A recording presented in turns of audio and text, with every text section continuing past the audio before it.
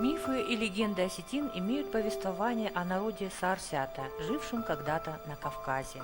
Захоронения, называемые в народе Саарсята Инганта, обычно являются свидетельством глубочайшей древности. Нельзя сказать, что указанные некрополи всегда бывали обнаружены и в достаточной мере исследовались, но тем не менее, там, где бытует упоминание о них, можно с уверенностью искать следы далеких предков. К этим местам, безусловно, относятся Архонское и Урздонское ответвления Алагирского ущелья. О существовании здесь жизни в древности свидетельствуют отдельные случайные находки, относящиеся к эпохе Кубанской бронзы. Исследования же известных местному населению катакомбных могильников в Архоне и Дагоме дали обширный материал аланского периода VI-IX веков. Самая первая катакомба, которая была нами раскопана, она находилась на глубине 5 метров. Другие катакомбы на глубине до 3,5 метров. Это очень интересный могильник, дает уникальный совершенно материал, причем немного более ранний, чем Архонский могильник. И вот эта возможность изучать два могильника однокультурных и синхронных вместе в сравнении дает большие возможности для информации. Вот даже по тому незначительному количеству, в общем-то, изученных погребений уже можно сделать выводы о том, что население все-таки, хотя оно принадлежало к аланам, они все-таки были немного разные. Чуть-чуть отличается погребальный обряд, вкусы. Например, вот женщины в Архоне были, видимо, большими модницами. Они очень любили бусы. И бусы были настолько разнообразны, встречены в таком количестве, что просто поразительно. Много было у них украшений вообще, и браслетов, и серег. Женщины в Дагоме были немного скромнее. У них тоже встречаются бусы, но не в таком количестве. Но зато там встречаются более интересные кольца. Вот, например, вот эти серебряные 2 колечка с изображениями лошади и скоробея. Дагомский могильник датируется по находкам, по комплексу находок, началом 8 века, пока. Пока раскопано всего 14 катакомб, этого мало, чтобы определить. Скорее всего, начало 9 века тоже будет. А Архонский могильник датируется началом 7 века и началом 9 века. Там идет такой материал. Возможно, принято же считать, что у Аладжир это место, откуда выселились все роды, и возможно, что именно оттуда вот часть алан переселилась в Архон. Поэтому их могильник немножечко как бы позже Дагомского, а в Дагоме идет более ранний материал все-таки. Несмотря на то, что оба могильника находятся в соседних ущельях, материал отличается друг от друга. Встречаются, одинаковых предметов практически не встречается, но встречаются по комплексам одинаковые, там, допустим, стрелы, наконечники, вернее, стрел, бусы, браслеты, кольца, серьги. К сожалению, очень мало встречается керамики почему-то. Население в Дагоме было очень многочисленным. Судя по расположению катакомб, они очень тесно примыкают друг к другу, настолько тесно, что иногда камеры соприкасались и рушились. И поэтому, найдя одну катакомбу, можно тут же найти другую. Были такие случаи, что прямо вот на одном небольшом пространстве было 3 катакомбы. Научная ценность, наверное, ее вообще невозможно определить, этого материала. А материальную ценность я затрудняюсь сказать. Вот особо интересные вещи не хранятся у нас. Например, предметы из золота, серебра, уникальные какие-то изделия. Было много и золота. Конечно, да. Были очень красивые серьги, массивные, тяжелые, пряжки золотые. Много предметов, можно сказать, со всех концов земли, и востока, и запада, откуда угодно. Помимо того, конечно, совершались, они участвовали в военных походах на стороне Византии, например. В частности, в Архоне материал подтверждает это, и в Дагоме тоже. И эти предметы попадали к ним, возможно, как военные трофеи. Весь погребальный обряд – это, как сказать, он воспроизводит их именно вот мировоззрение. Даже то, что они вот ложили все эти драгоценные, дорогие предметы, которые сопровождали покойника в другой мир. Например, они ложили, с ними встречались амулеты, которые как категория находок являются очень ценным источником как раз для мировоззрения, отражающие их уровень духовный, культурный. Например, был такой обряд. Они ложили ножи. Ножи были призваны их защитить в том мире от всего дурного. И очень часто ножи встречаются прямо возле входа в камеру. То есть, наверное, для того, чтобы их не могли потревожить в том мире. Я думаю, что уровень культуры был намного выше, чем мы можем даже предположить.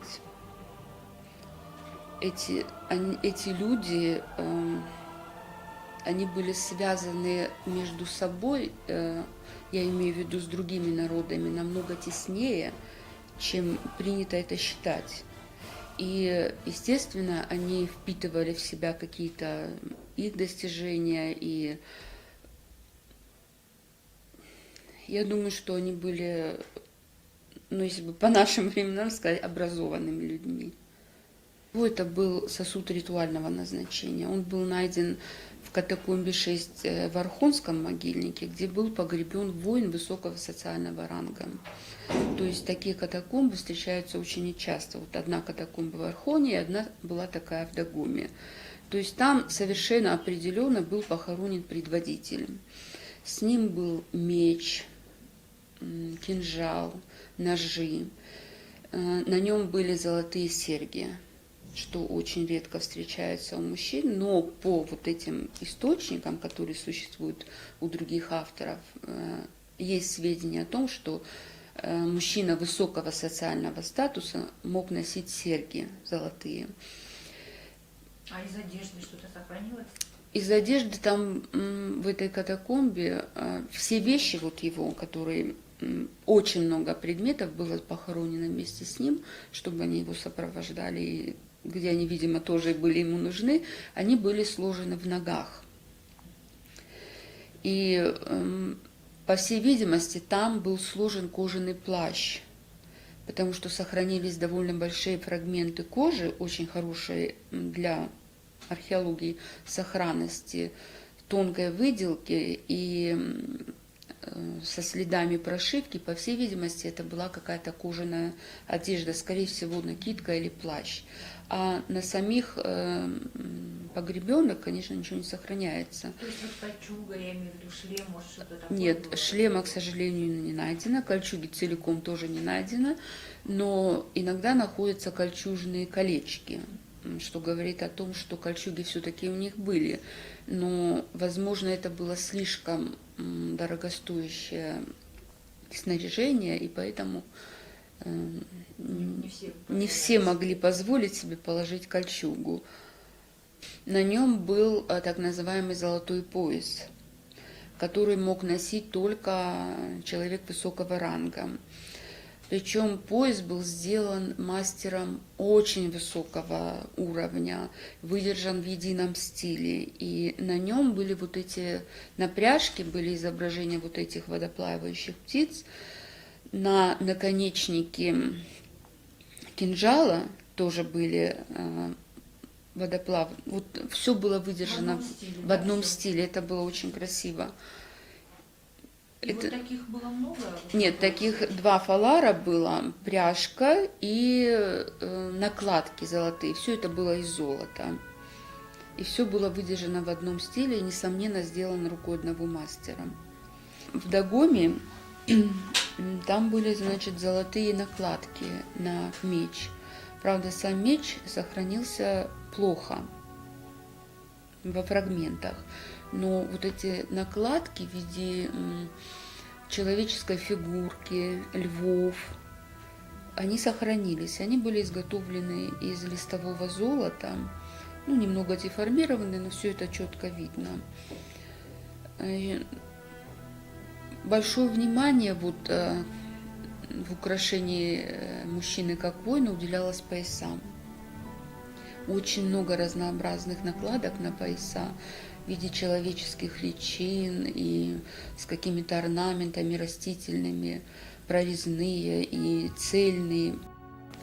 Вот эти деревянные предметы, они обнаружены в Архонских катакомбах.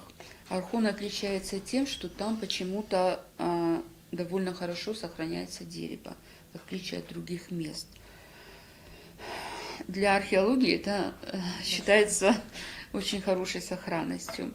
Вот это кружечки, кружки, вот это мисочка.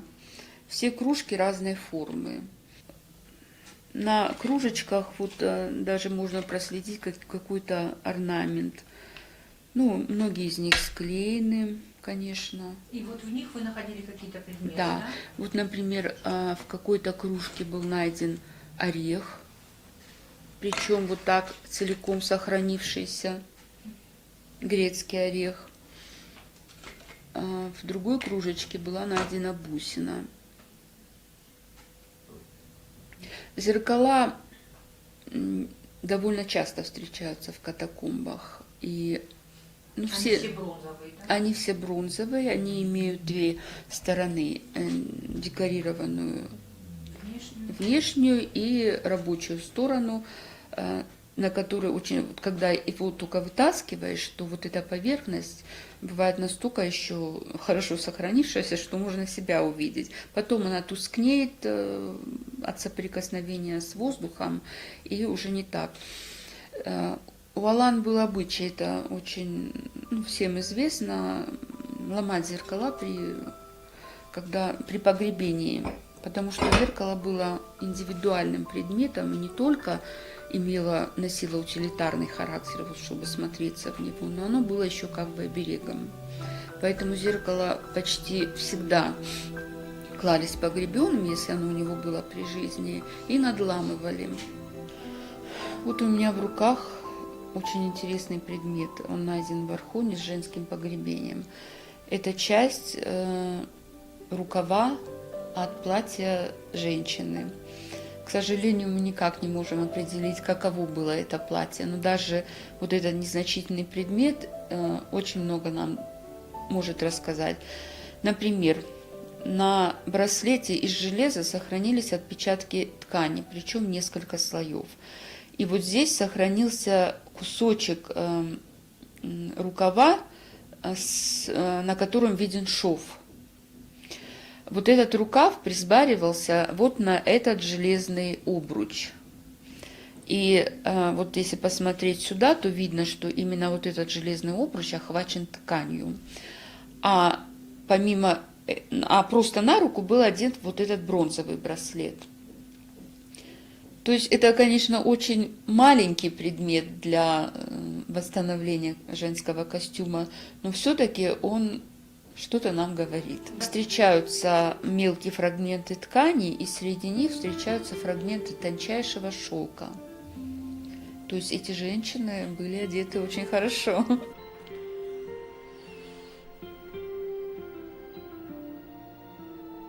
Еще одна группа археологов во главе с научным сотрудником Института истории и археологии при СОГУ Залиной Кадзаевой работала в течение 5 лет на Содонском могильнике.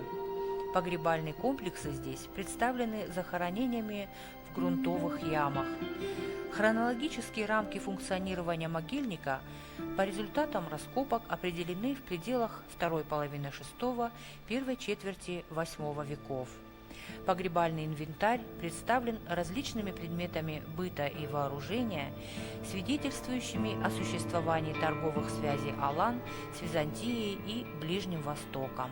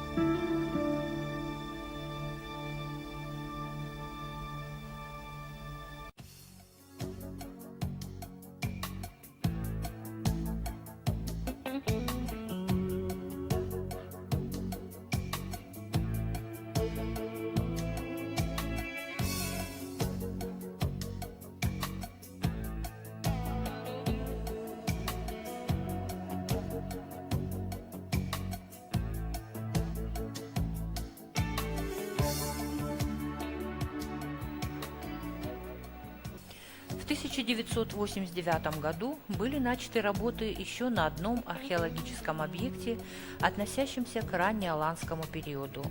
Было исследовано около 400 катакомб, собран колоссальный материал, представляющий огромную научную и материальную ценность. Этот могильник, Бесланский катакомбный могильник, раскопками которого я занимаюсь в течение многих лет, относится к Зильгинскому городищу. Близ города Зильги, близ села Зильги был город, аланский город. Ну, естественно, название до сих пор, как бы сейчас неизвестно, что за город был, как он назывался. Но факт то, что он был большой такой город, там довольно-таки крупный. Это первые века нашей эры. Это говорит о том, что в первые века нашей эры уже в Алан были такие стационарные поселения. Они осели на землю, занимались ремеслами, земледелием, скотоводством и прочее. На основе наших вещей можно говорить о том, что аланы очень интенсивно занимались торговой деятельностью тоже. Вот выгодное географическое расположение Алании на стыке Европы и Азии позволяло ей очень широко торговать. Об этом говорят вот вещи, которые здесь представлены, некоторые вещи. Вот, скажем, сердолик привозился с Прибалтики. Скажем, здесь вот Агат, это современная территория, значит, Калининградской области и прочее. То есть это говорит о том, что очень широко, значит, торговал, вели широкие торговые контакты были у них. Еще в данном случае необходимо отметить то обстоятельство, что культура Алан, материальная культура Алан, изобразительное искусство Алан восходит корнями к скифской культуре, к скифской в основном, и частично к кабанской культуре тоже. Известно, прекрасно все знают знаменитую скифскую звериный стиль. Вот, скажем, аланы тоже в своих, значит, изображениях часто применяют вот такой звериный стиль, то есть стилизованное изображение каких-то животных, фантастически в данном случае. И те вещи, которые были обнаружены, значит, в этих катакомбах, яркие вещи, вещи, которые играют большую материальную ценность, они бывают, как правило, найдены в тайниках, потому что, значит, они еще ограблены в древности, сами катакомбы, сами погребальные сооружения ограблены в древности, то есть очень древние времена. Но надо сказать, что находок даже после грабителей бывает достаточно много, в смысле, а если учитывать то, что грабители не могли найти, скажем, тайники, то в тайниках бывают очень яркие вещи представлены, которые мы демонстрируем, вот, как говорить, то есть наблюдайте вы вот сейчас. Здесь вот подвески, значит, бусы, часто бывают каменные бусы, вот, сердолик, горный хрусталь, агат, халцедон, коралловые бусы и другие. Был также, естественно, как и у осетин, в более позднее время был обряд захоронения лошади, скажем, со всадником, посвящение коня всаднику. И очень часто бывает найдено в катакомбах, бесланских катакомбах, бывает очень часто найдены великолепные сбруи, причем бывают парадные конские сбруи.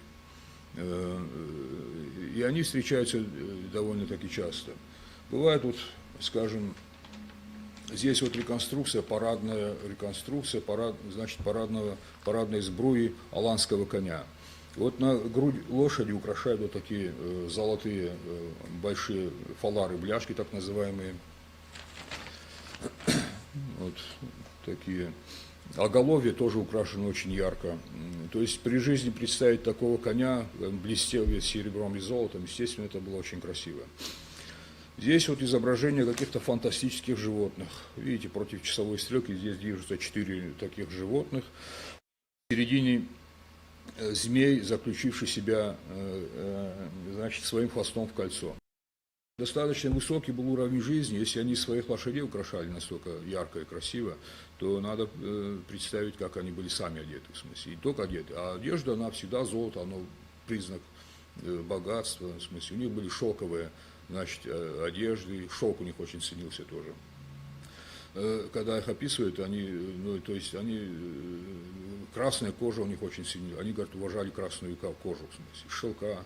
Ну, сильно наблюдается у алан в это время, на примере, скажем, бесланского катакомбного могильника, социальная дифференциация. Скажем, как были очень ну, так сказать, богатые, так и были более скромные жители тоже.